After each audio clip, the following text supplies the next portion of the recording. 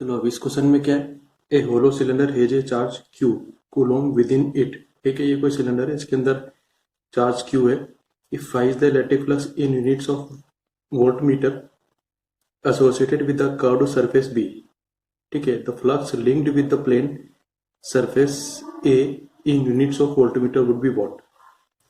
तो ये जो फाई है ना, वो कहाँ से पास हो रहा है, वो फाई इस कर्व्ड सरफेस से पास हो रहा है, यही मतलब है। तो ए से कितना फ्लक्स पास होना चाहिए। ठीक भाई, तो हम लोग मान लेते हैं कि चार्ज क्यू यहाँ कहीं पर है इसके अंदर। ठीक, तो गॉस के हिसाब से जो फ्लक्स पास होएगा, मैं इस पूरे सिलेंड्रिकल सरफेस से उस फ्लक्स को मैं लिख देता हूँ, ऐसे ही लिख देता हूँ, फ्लक्स टोटल फ्लक्स ये कितना होना चाहिए, इसके अंदर जितना चार्ज है क्यू चार्ज है डिवाइडेड बाई एप्सिलॉन नॉट।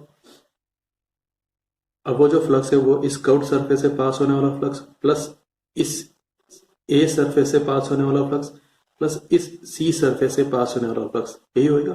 अब ये दोनों सेम साइज के हैं तो इन दोनों से सेम अमाउंट का फ्लक्स पास होएगा। ठीक है, तो हम लोगों को यहाँ से क्या चाहिए, flux linked with plane surface है, तो मैं इसको ऐसे बोल देता हूँ, इस टोटल फ्लक्स को बोल देता हूँ फ्लक्स किस से, बी से प्लस फ्लक्स सी से प्लस फ्लक्स ए से, और ये कितना है क्यू बाई एप्सिलॉन नॉट। अब जो फ्लक्स बी से लिंक्ड है उसकी वैल्यू हम लोगों को कितनी दे रखी है, 5 दे रखी है। ठीक है, एक चीज। दूसरा, ये दोनों फ्लक्स सेम है तो यहां तो मैं 5 लिख देता हूं और यहां मैं इसको ऐसे लिख देता हूं 2 इंटू फ्लक्स ए से equal to Q divided by epsilon naught. अब मेरे को इसकी वैल्यू निकालनी है तो 5 उधर चला जाएगा, तो 2 फ्लक्स ए से equal to Q divided by epsilon naught minus 5। बस 2 को क्रॉस मल्टीप्लाई करके इधर ले आओ तो अपने पास आ जाएगा flux through A is equal to 1/2 Q divided by epsilon naught minus 5। है क्या कोई ऑप्शन में? हाँ है, ये अपना आंसर है। इस क्वेश्चन में क्या बोल रखा है, A square surface of side L metre is in the plane of the paper. ये कोई होगा पेपर में।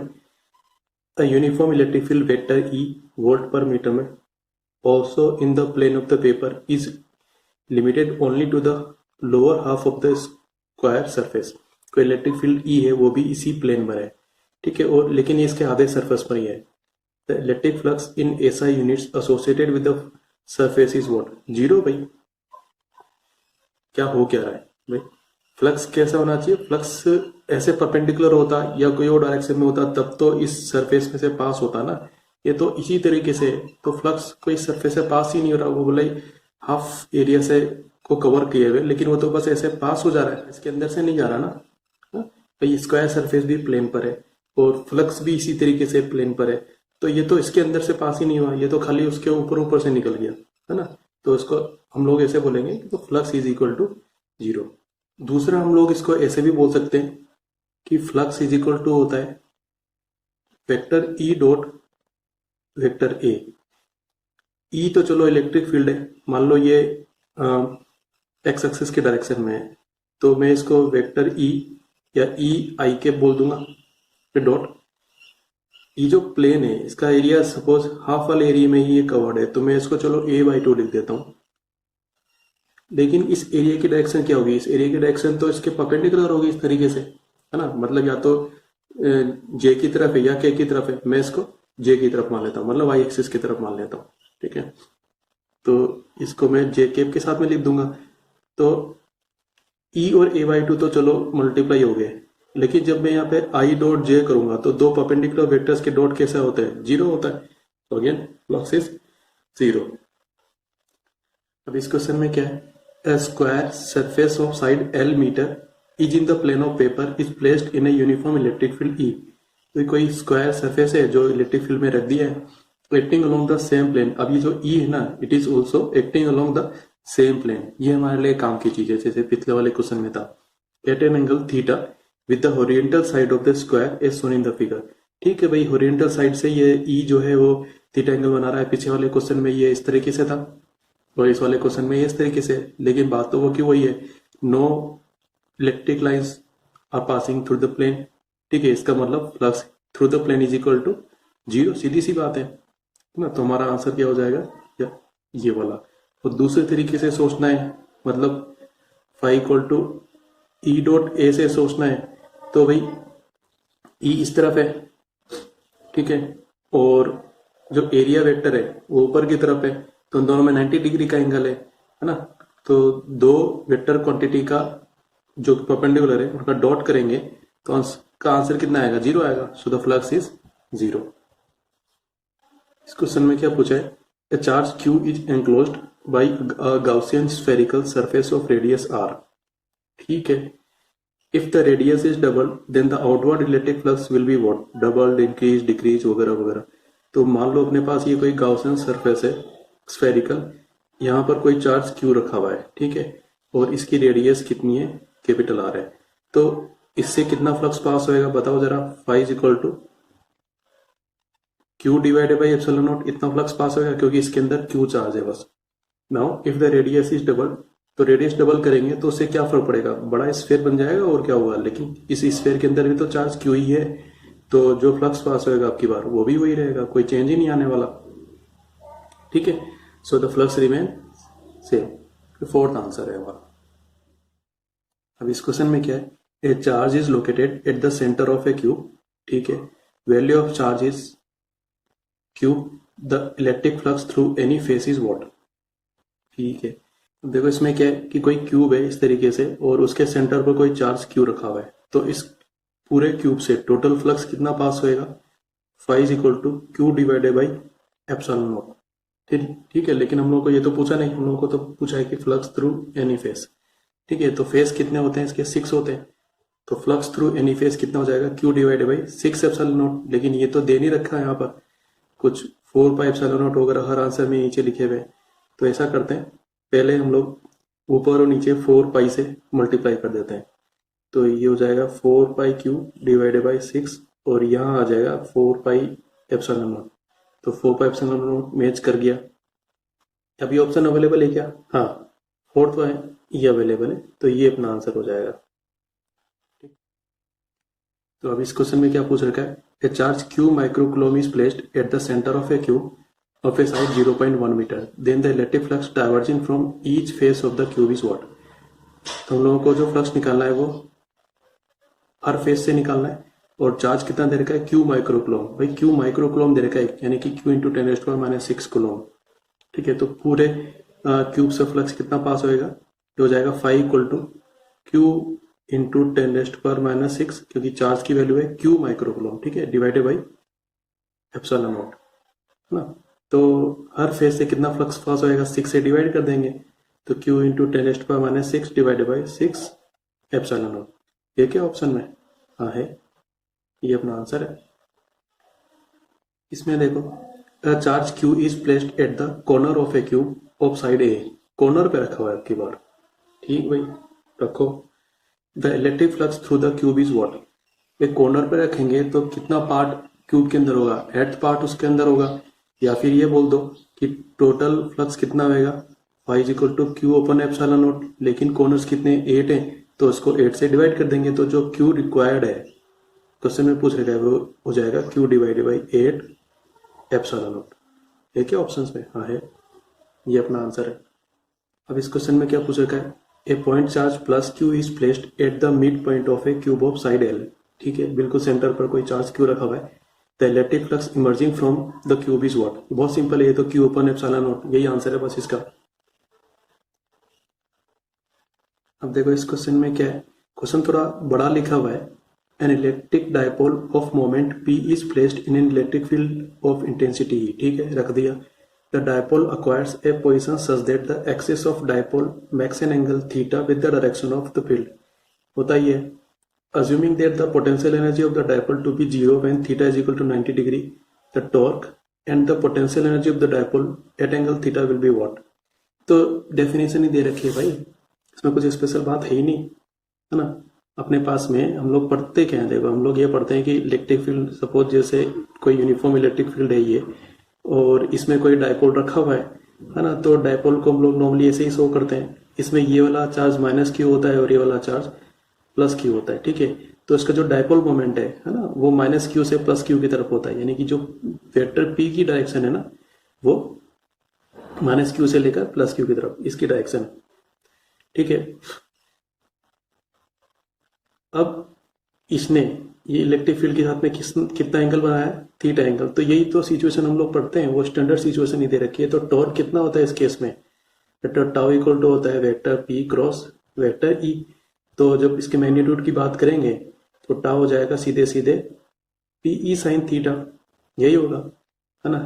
फिर उसके बाद में हम लोगों को ये बोल रखा है कि पोटेंशियल एनर्जी, तो पोटेंशियल एनर्जी का फॉर्मूला कितना होता है, minus vector P dot vector ई, है ना।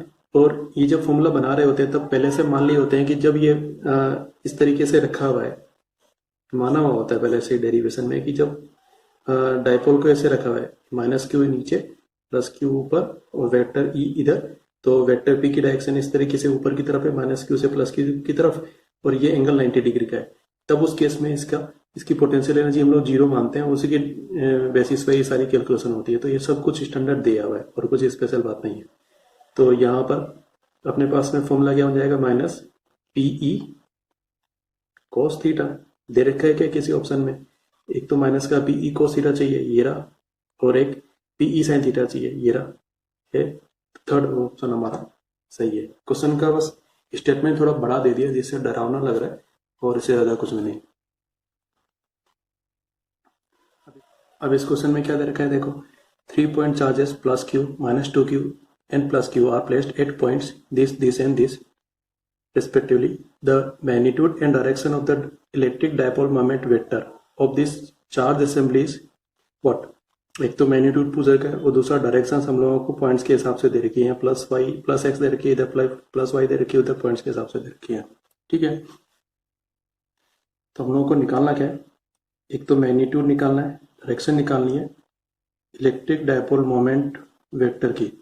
ये क्या होता है, डायपोल के लिए होता है ना, क्या होता है बताओ जरा।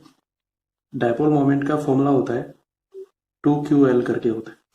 इसमें q क्या होता है, उस डायपोल के एक चार्ज की वैल्यू, और ये दरअसल ये ऐसे होता है q इंटू 2l। तो ये जो 2l होता है ये एक्चुअली दोनों चार्जेस के बीच की डिस्टेंस होती है। जैसे माइनस क्यू लिखा हुआ है प्लस क्यू लिखा हुआ है, तो इनके चार्जेस के बीच की डिस्टेंस हम लोग 2l लिया करते थे, याद है। तो यहाँ पर हम लोगों को इस पर गौर करना पड़ेगा, देखते हैं क्या हो रहा है। पहले तो इनको लोकेट कर लो। अब जब हम इनको लोकेट करते हैं तो ये कैसे बनते हुए नजर आता है, देखो यहाँ पे अपने पास में माइनस 2q कहाँ पर है, 0 0 0, यानी कि ओरिजिन पे ये माइनस 2q 0 0 0 पर है। फिर उसके बाद ये वाला प्लस q कहाँ पर है, 0 a 0, है ना, यानी कि ये खाली वाई एक्सिस पर है, ये यहाँ पर है प्लस q 0 a 0, और ये वाला प्लस q कहाँ पर है, a 0 0, यानी कि एक्स एक्सिस पर। ये वाला प्लस q यहाँ पर है, a 0 0, इस तरीके से। तो डायपोल तो बनते हुए नजर नहीं आ रहा, तो मैं डायपोल कैसे बनाऊंगा, इस माइनस 2q में से एक माइनस q तो मैं इस वाले के लिए रख लेता हूँ, और एक माइनस q मैं इस वाले के लिए रख लेता हूँ, और इसको यहाँ से हटा देता हूँ। अब बन गया डायपोल, दो डायपोल बन गए, एक ये वाला और एक ये वाला। तो अब देखो डायपोल मोमेंट की डायरेक्शन किधर से किधर होती है, नेगेटिव से पॉजिटिव की तरफ। तो ये वाला जो डायपोल है इसकी डायरेक्शन इस तरफ होगी, है ना, मतलब इसके डायपोल मोमेंट की डायरेक्शन इस तरफ है, और ये वाला जो डायपोल है इसके डायपोल मोमेंट की डायरेक्शन इस तरफ है, ठीक है। तो इसको मैं वेक्टर P1 बोल दूंगा, इसको मैं वेक्टर P2 बोल दूंगा। ये एक्स एक्सिस की तरफ है और ये वाई एक्सिस की तरफ है। अब इसकी वैल्यू कितनी है ये हम लोगों को लिखना है, वेक्टर फॉर्म में लिखना पड़ेगा। तो वेक्टर P1 लिखते हैं, यहाँ पे देखो चार्ज Q, हाँ भाई चार्ज Q है, Q लिख दिया। 2l मतलब डिस्टेंस बिटवीन द चार्जेस, तो यहाँ पे दोनों चार्जेस के बीच में डिस्टेंस कितनी है, a है भाई, 2l नहीं है, तो यहाँ पर हम लोगों को a लिखना है, तो q इंटू a हो जाएगा। किस तरफ है, इस तरफ है, तो हम लोग इस तरफ वाले को कैसे लिख देते हैं, ये 0 0 0 है, ये a है, बाकी दोनों तो 0 है, तो इसको मैं खाली आई कैप से लिख देता हूँ। ये मेरे पास में वेक्टर P1 आ गया। अब वेक्टर P2 बनाते हैं, है ना। इसमें चार्ज की वैल्यू कितनी है, q है, और दोनों के बीच में डिस्टेंस कितनी है, a है, क्योंकि ये 0 0 0 था और ये 0 a 0 है, तो ये डिस्टेंस लिख दिया अपन ने, और डायरेक्शन प्लस वाई की तरफ है, इसलिए यहाँ पे j कैप लगा दिया। ठीक। अब इन दोनों का रिजल्टेंट चाहिए तो दोनों को प्लस कर दो भाई, प्लस कर देते हैं। तो vector p is equal to vector p1 plus vector p2, यानी कि Q A I cap plus हो जाएगा क्यू ए जे केप। अब ऐसा आंसर तो यहाँ लिख के नहीं दे रखा, ठीक है, इसकी जगह पर हम लोगों को इनका मैग्नीट्यूड लिख के दे रखा है ना। तो हम लोग गौर करते हैं, देखें मैग्नीट्यूड किस तरफ कैसे क्या आता है। पहले तो मैं मैग्नीट्यूड निकाल लेता हूँ। क्यू ए कॉमन आ जाएगा और यहाँ आएगा 1, मतलब ये दरअसल क्या है, ये क्यू ए पे आई के प्लस जे के पे, के केप तो इसके अंदर है नहीं ना, 0 के केप, ठीक है। तो जब मैं इसका मैग्नीट्यूड निकालूंगा तो आई के साथ में 1 आ रहा है, 1 का स्क्वायर 1, जे के साथ में 1 आ रहा है, 1 का स्क्वायर 1, 0 का स्क्वायर 0, इस तरीके से। तो 1 और 1 √2 जाएगा, तो ये हो जाएगा √2 क्यू ए। तो मैग्नीट्यूड हमारे पास में √2 क्यू ए आया। ये क्या किसी ऑप्शन में, इन तीनों में है, तो ये अपना ऑप्शन नहीं है, इन तीनों में से कोई ऑप्शन हो सकता है। अब ये जो वेक्टर पी है इसको गौर करो, इसके साथ में डायरेक्शंस अपने आप इन्वॉल्व है ना। अब ए क्योंकि लेंथ में शामिल है ना, तो हम लोग क्या करेंगे, इस ए को अंदर लिख लेते हैं, है ना। और अपना जो वेक्टर पी बनेगा वो क्या बन जाएगा, तो वेक्टर पी को मैं ऐसे लिख देता हूं,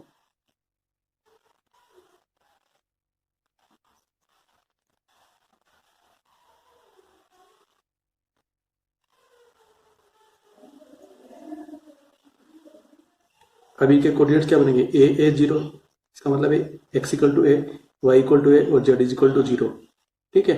तो मतलब ये कहीं पर इधर गई और होगा, ये हो गया अपने पास ए और 0, और इसकी डायरेक्शन किससे किस तरफ होगी, 0 0 0 से लेकर ए 0 की तरफ। तो है क्या कोई ऑप्शन, ये 2QA लिखा हुआ है और ये लिखा हुआ है along the line joining the point 0 0 0 to A 0, तो फिर यही अपना आंसर है बस।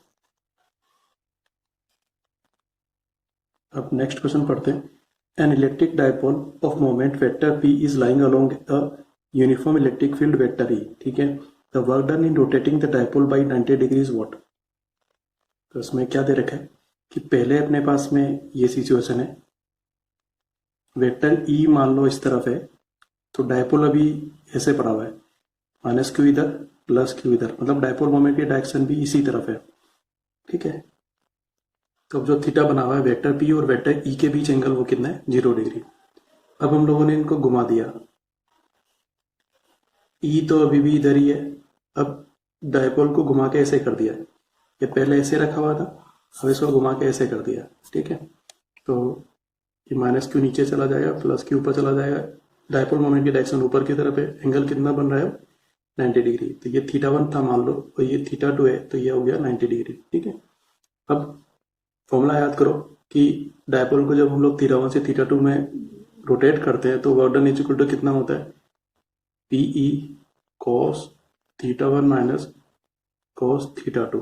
तो θ1 तो 0 था और θ2 90 था, रख दो, तो ये हो जाएगा PE cos 0 minus cos 90। cos 90 कितना होता है 0, cos 0 कितना होता है 1, तो अपने पास में कितना आएगा PE। ऑप्शन में है क्या, हाँ है, तो यही अपना आंसर है। इसको हम लोग चेंज इन पोटेंशियल एनर्जी से भी कर सकते हैं, work done is equal to change in potential energy, उससे भी कर सकते हैं। इस क्वेश्चन में an electric dipole has the magnitude of its charge as Q, ठीक है, and its dipole moment is P, जो जनरल चीज है, it is placed in a uniform electric field E if its dipole moment is along the direction of the field. ये काम की बात है।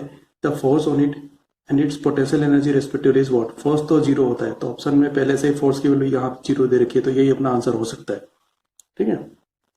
तुम लोगों को क्या बोला है कि जो डायपोल मोमेंट है ना, is in the direction of the field, मतलब जैसे पहले वाले क्वेश्चंस में था, ये कोई इलेक्ट्रिक फील्ड है और डायपोल मोमेंट इस तरफ है, यानी कि माइनस क्यू इधर है और प्लस क्यू इधर है, तो वेक्टर पी लेफ्ट से राइट की तरफ है, ई भी लेफ्ट से राइट की तरफ है, ठीक है। तो इन वेक्टर पी और वेक्टर ई में एंगल कितना है 0 डिग्री।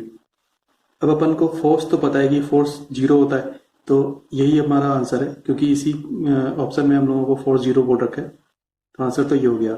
अब जो पोटेंशियल एनर्जी होती है इस केस में वो कितनी होती है बताओ जरा, U equal to minus vector P dot vector E होता है, यानी कि माइनस पीई कोस थीटा, तो थीटा कितना रखेंगे 0, तो ये हो जाएगा जस्ट पीई। ये जो पोटेंशियल एनर्जी होती है ये मिनिमम होती है, ठीक है। अब इस क्वेश्चन में क्या बोल रखा भाई, a point charge Q lies on a perpendicular bisector of an electric dipole of dipole moment P, ठीक है। If the distance of capital Q from the dipole is R, this distance is much larger than the size of the dipole, then the electric field at Q is proportional to what. तो इसके लिए तो direct formula काम में ले लो यार, क्या formula होता है बताओ।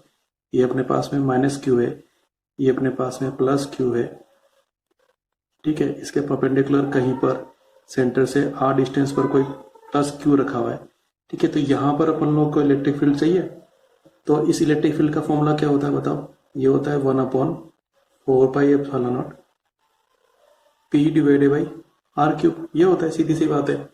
तो अभी किसके प्रोपोर्शनल है, पी के प्रोपोर्शनल है, और आर टू दी पावर -3 ये ऊपर लेके जाएंगे तो आर टू दी पावर -3 तो आना है, 1/4πε0 पी, और ये हो जाएगा आर टू दी पावर -3। तो ये कौन से ऑप्शन में लिखे हुए हैं, ये फोर्थ ऑप्शन में लिखे हुए, सही आंसर है।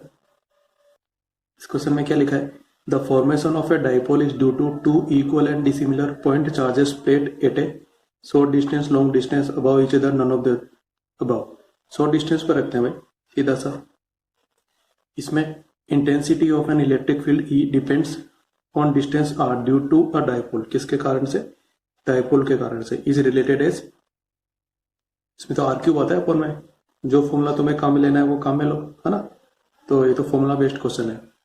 An electric dipole consisting of two opposite charges of 2 × 10⁻⁶ coulomb each separated by a distance 3 cm is placed in an electric field of this Newton per coulomb. The torque on the dipole is what? देखो यहाँ पे सब कुछ सही दे रखा है, बस distance किस में दे रखी है, सेंटीमीटर में दे रखी है, तो उसको मीटर में कन्वर्ट करना पड़ेगा। टॉर्क हम लोगों को निकालना है, तो टॉर्क का फॉर्मूला तो होता है भाई पीई साइन थीटा, या तो पी क्रॉस ई बोल दो, ठीक है। अब यहाँ पर हम लोगों को और कुछ नहीं दे रखा है, तो हम लोग मान के चल रहे हैं कि जो टॉर्क होगा वो पीई ही है, बस थीटा के बारे में कुछ मेंशन नहीं कर रखा। तो टॉर्क इक्वल टू हो जाएगा पीई, पी मीन्स कितना हो जाएगा, charge Q into distance between the charges into E. Charge Q कितना दे रखा है 2 × 10⁻⁶, डिस्टेंस कितनी दे रखी है उनके बीच में 3 सेंटीमीटर, तो ये हो जाएगा 3 डिवाइडेड बाई 100, और ई कितना दे रखा है 2 × 10⁵, इस तरीके से। तो कितना हो जाएगा भैया, ये तो हो गया 12, यहाँ से ये कैंसिल होगा, यहाँ पे 10⁻³ आएगा, तो इस तरफ अपने पास में कितना आ जाएगा 10⁻³ न्यूटन मीटर। ये क्या ऑप्शन में हाँ है। तो यहाँ पर हम लोगों को थीटा के बारे में परेशान नहीं होना, कुछ नहीं दे रखा तो हम लोग उसको छोड़ देंगे। अब इस क्वेश्चन को पढ़ते हैं। An electric dipole is placed at an angle of 30 degree with an electric field intensity 2 × 10⁵ Newton per coulomb. It experiences a torque equal to 4 Newton meter. ठीक है। The charge on the dipole, if the dipole length is 2 cm is what? तो हम लोगों को dipole पर charge निकालना है, length हम लोगों को सेंटीमीटर में दे रखी है, ई पता है भाई, और एंगल पता है 30 डिग्री, ठीक है। तो मान लेते हैं कि डायपोल पर चार्ज कितना है, क्यू है, ठीक है। अब डायपोल पर जो टॉर्क होता है वो कितना लगता है, पी क्रॉस ई, यानी कि इसकी वैल्यू होती है पीई साइन थीटा।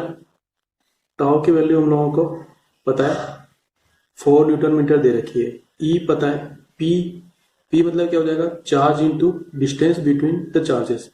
तो डिस्टेंस को मैं अभी डी से लिख देता हूँ, फिर ई है और साइन थीटा, थीटा पता है, थीटा 30 डिग्री है। अब टॉ की वैल्यू हम लोगों को 4 दे रखी है, तो ये लिख दी 4। क्यू हम लोगों को निकालना है, डिस्टेंस सेंटीमीटर में लिख रखी है, इसको हम लोगों को मीटर में लिखना पड़ेगा। फिर ई दे रखा है 2 × 10⁵, और ये हो जाएगा साइन 30, ठीक है। अब ये 2 और 2 4 यहाँ कैंसिल हो जाएंगे, तो यहाँ 1 बचेगा। यहाँ कितना आएगा 100 है इधर, और 10⁵ है तो इधर 1000 आएगा, और ये साइन 30 कितना होता है 1/2, ठीक है। अब हम इसको क्रॉस मल्टीप्लाई कर देते हैं, तो Q इज इक्वल टू हो जाएगा, ये 2 ऊपर चला जाएगा और 1000 नीचे आ जाएगा। तो इसका मतलब है ये 2 इंटू 10⁻³ कूलोम है, यानी कि 2 मिली कूलोम है। आंसर दे रखा है क्या? हाँ है, तो ये अपना आंसर है।